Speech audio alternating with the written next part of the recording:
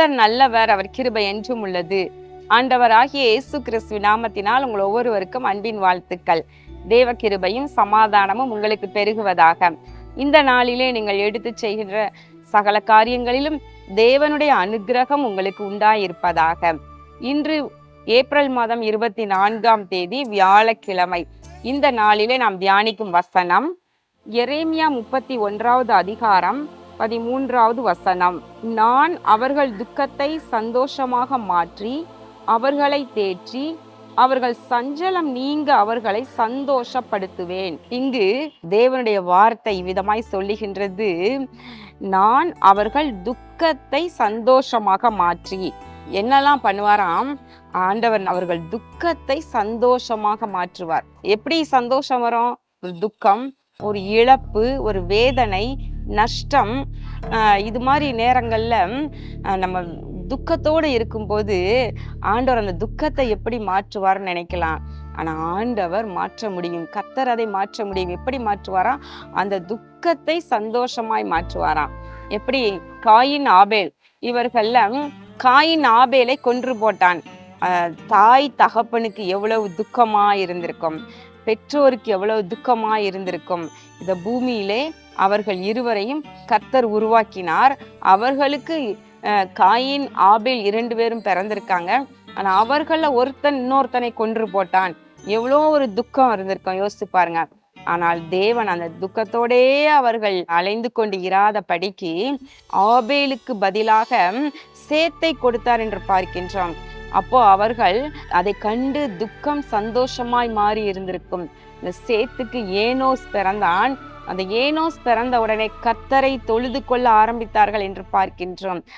துக்கம் மாறியது, சந்தோஷம் உண்டாகியது. பிரியமானவர்களே, உங்க வாழ்க்கையில கூட ஏதாயிலும் ஒன்றை இழந்து தவித்து கொண்டிருக்கிறீங்களோ, துக்கத்தோடு இருக்கிறீங்களோ, அதை கர்த்தர் சந்தோஷமாய் மாற்றுவார். அதனோடு கூட என்ன செய்வாராம்? அவர்களை தேற்றுகிற தேவன். நம்முடைய ஆண்டவர் நம்மை தேற்றுகின்றவர். ஒரு தாய் தேற்றுவது போல நான் உன்னை தேற்றுவேன், எருசலேமிலே தேற்றப்படுவீர்கள் என்று சொல்லுகின்றார் அல்லவா?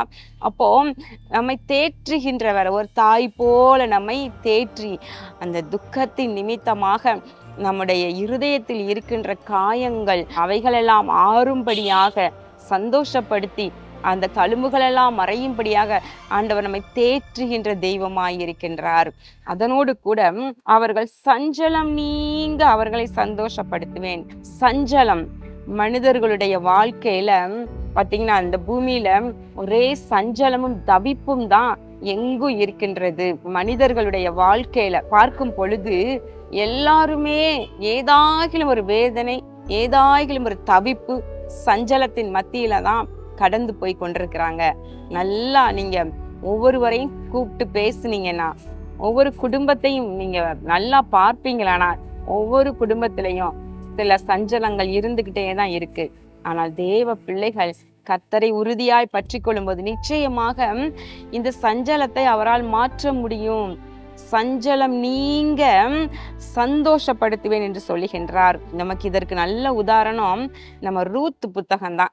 அந்த ரூத் புத்தகத்தை எடுத்து வாசிங்க. சிறிய புத்தகம் தான். அதுல பாத்தீங்கன்னா, அந்த ரூத்தினுடைய வாழ்க்கையில, அந்த நகோமியினுடைய வாழ்க்கையில எவ்வளவோ சஞ்சலம், தவிப்பு, இழப்பு, துக்கம். ஆனால் ஆண்டவர் அந்த துக்கத்தை மாற்றுகின்றாராம், சந்தோஷமாய் மாற்றுகின்றார். போவாசை ரூத்துக்கு கொடுக்கின்றார். பிரியமானவர்களே, ரூத்திற்கு ஒரு பிள்ளை பிறந்தது, ஓபேத் என்று பெயரிட்டு நகோமி அதனை வளர்க்கும் தாயானாள் என்று பார்க்கின்றோம். நகோமியின் வாழ்க்கையில் இருக்கிற சஞ்சலத்தையும் ஆண்டவர் மாற்றினார். ரூத்தினுடைய வாழ்க்கையில் இருக்கிற துக்கத்தையும் கர்த்தர் மாற்றினார். பிரியமானவர்களே, இன்றும் ஆண்டவர் உங்க வாழ்க்கையில என்ன சஞ்சலம், என்ன தவிப்பு கடந்து போய் கொண்டிருக்கிறீங்களோ, இதற்கு முடிவே இல்லை, இது இப்படியேதான் நம்ம வாழ்க்கை முழுவதும் வாழணும், நீங்க அந்த ஒரு விரக்தியில, டிப்ரெஷன்ல வாழ்ந்து கொண்டிருக்கிறீங்களா? இல்ல, உங்க துக்கத்தையும் கர்த்தர் மாற்றுவார், உங்களை தேற்றுவார், உங்களை சந்தோஷப்படுத்தி நடத்துவார். விசுவாசியுங்கள். கண்களை மூடி ஜெபம் பண்ணுவோமா? எங்கள் அன்புள்ள பரலோக பிதாவே, இதோ இந்த நாளிலே நாங்கள் தியானித்த வசனத்தின்படி நீர் யாரெல்லாம் துக்கத்தோடு கூட சஞ்சலத்தோடு தவிப்போடு வாழ்ந்து கொண்டிருக்கிறார்களோ ஆண்டவரே, உடைய பிள்ளைகளுடைய துக்கங்களை மாற்றுவீராக, சந்தோஷமாய் மாற்றுவீராக. அவர்களுடைய இழப்புக்கு நீர் நன்மையை சரி கட்டுவீராக. அவர்களை தேற்றி ஆண்டவரே சஞ்சலத்தை எல்லாம் ஆண்டவரே மாற்றி சந்தோஷப்படுத்தி நடத்துவீராக. வாழ்க்கையில துன்பத்தை கண்ட நாட்களுக்கு தக்கதாக மகிழ்ச்சியை சரி கட்டுவீராக. இரட்சகராகிய இயேசு கிறிஸ்துவின் நாமத்தினாலே இந்த ஜெபத்தை ஏறெடுக்கின்றேன் நல்ல பிதாவே, ஆமேன். பிரியமானவர்களே, நிச்சயமாய் உங்களை கர்த்தர் சந்தோஷப்படுத்துவார், கலங்காதீங்க. கர்த்தர் உங்களை ஆசீர்வதிப்பாராக. ஆமேன்.